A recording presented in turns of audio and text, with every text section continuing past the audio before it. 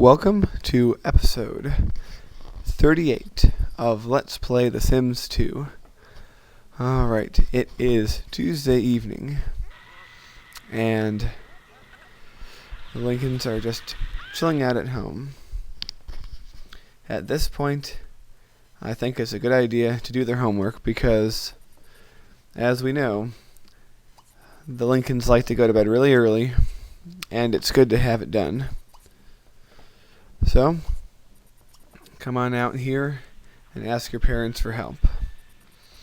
Now the parents, we're just going to have them stop what they're doing, even if they don't get, if Mike doesn't add a friend today or Laura doesn't get her cleaning point today, that's okay, because doing your homework with your kids is important in real life and in The Sims, and their promotions can wait.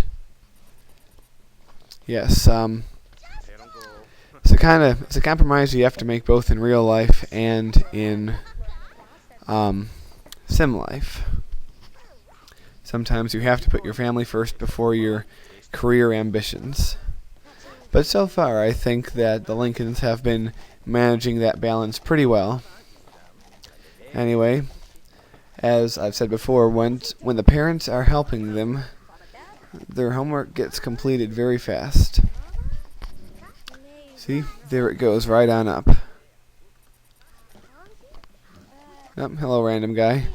Not going to bother saying hi to him because they're going to be going inside soon too themselves. Yep, and now they're done. So, that's good news. And before they go to bed, they might as well talk to their kids and play with them a little bit, because it's always good to give your kids attention. It improves their relationships, it improves their social and fun stats, and also, in the case of Mike and perhaps one or two of the kids, it also can fill a part of the aspiration meter, and we all know how important that is. So it's a good thing.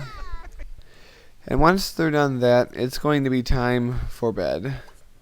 So, we're just going to send them to their individual beds. And that will be a good thing. A good night. We'll have Mike hit the shower before he goes to bed. And Laura, you might as well go to bed right now, because your job, or your carpool, leaves about an hour sooner than everyone else's. So they all go to bed at 9, 10 o'clock. Now, I don't know about you, but when I was about the age that Laura and Amanda appear to be, I had a bedtime of around 9 o'clock myself. And it's a pretty good thing to do to keep your schedule organized. Contrast that to now, when I very frequently stay up until 4 or 5 in the morning for no reason. But at least when I was a kid, I had a reasonable bedtime. But anyway, everyone's going to sleep, I think. Yep, there we go. Mike's in bed, and now begins the night. As usual, the fact that your host family has gone to sleep is a real big hint that the guests should leave, and as such, the guests have left. And now we will just sleep and wait for the morning. So, it seems that we are progressing rather well. If you look at the life meter, already Mike and Laura's adult life is more than halfway over. They are more than halfway to becoming elderly. Now the kids, I believe, have about 4 days left before they become teenagers, in which time I will choose their aspirations. Now, I have looked at the ones that you've commented on in that other episode. I believe it was 31 maybe, and I'm taking those into consideration, but it's not too late to make suggestions. Also, like I said, the mansion episodes will be coming up soon. Don't know how soon, but they will be coming up. At any rate, it's morning time. I'm going to have Laura getting up first to make the food.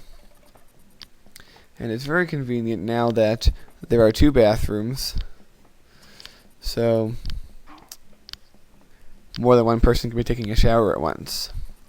Although in my house that usually means that the water is cold in one of the 2 showers. So far that's a good thing.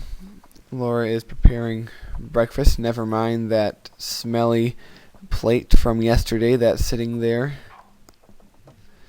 It's a good thing because a lot of their stats are very good. Mike might need a little bit of work, but in general, everyone's stats are very good. Now, I know your hunger's already at a pretty decent level, but why don't you come over here and eat anyway, because if you eat now, the less hungry you will be later.